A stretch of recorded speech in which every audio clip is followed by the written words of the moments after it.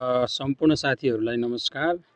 आज मैले यहाँहरू समक्ष एकदमै महत्त्वपूर्ण भिडियो लिएर उपस्थित भएको छु। यहाँहरूले ध्यान दिएर यो भिडियोलाई सुनिदिनु हुनका लागि पनि हार्दिक अनुरोध गर्न चाहन्छु र यो भिडियोलाई लाइक, कमेन्ट र धेरैभन्दा धेरै सेयर गरिदिनका लागि पनि म हार्दिक अनुरोध गर्न चाहन्छु।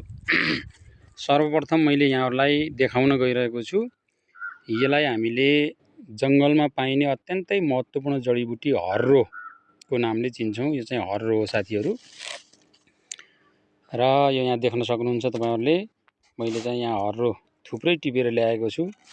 त्यसपछि मैले यहाँ देखाउन गइरहेको छु साथीहरूलाई, यहाँ चाहिँ मैले यो अमलाको दाना, यो अमला हो, यो सुकिसकेको छ। मैले अमला र बर्रो चाहिँ सुकाइसकेको थिएँ। यहाँ बर्रो कटिङ गरेको बर्रो पनि देख्न सक्नुहुन्छ साथीहरूले।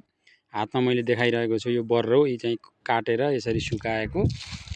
यो हामीले अब कतिपय साथीहरूलाई त यो जानकारी हुनसक्छ र धेरैलाई यो जानकारी नभएको पनि हुनसक्छ।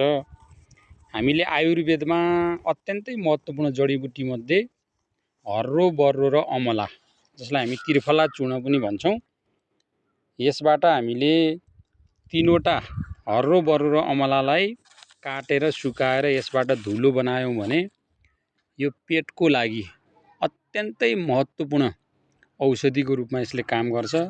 पेटमा भएको ग्यास्ट्रिक, अजीर्ण, अल्सरसम्मलाई यसले चाहिँ निको पार्ने भनेर आयुर्वेदले अत्यन्तै प्रमाणित गरेको छ। यो मैले प्रयोग गरेर पनि हेरेको छु साथीहरू। यो अत्यन्तै महत्त्वपूर्ण जडीबुटी भएको कारणले मैले यसलाई काटेर सुकाउने तर्खरमा, यहाँ हर्रो पनि काटिसकेको छु मैले, यहाँ मिक्स गर्दैछु। अमला र बर्रो चाहिँ सुकिसकेको अवस्थामा र हर्रो चाहिँ मैले भर्खरै जङ्गलमा खोज्न गएर जङ्गलबाट प्राप्त गरेको कारणले हर्रोलाई पनि मैले यहाँ चाहिँ काटेर मिक्स गर्दैछु। यहाँहरूले पनि जहाँसुकै बस्नुहुन्छ, जुनसुकै कुनामा रहनुहुन्छ, जहाँबाट मेरो भिडियो हेरिरहनु भएको छ, यहाँहरूले पनि यो हर्रो, बर्रो र अमलालाई खोजेर लिएर आएर यसलाई काटेर सुकाएर यसबाट यहाँहरूले चाहिँ यसको धुलो बनाएर औषधिको रूपमा प्रयोग गर्नु हुनका लागि म हार्दिक अनुरोध गर्न चाहन्छु। धन्यवाद।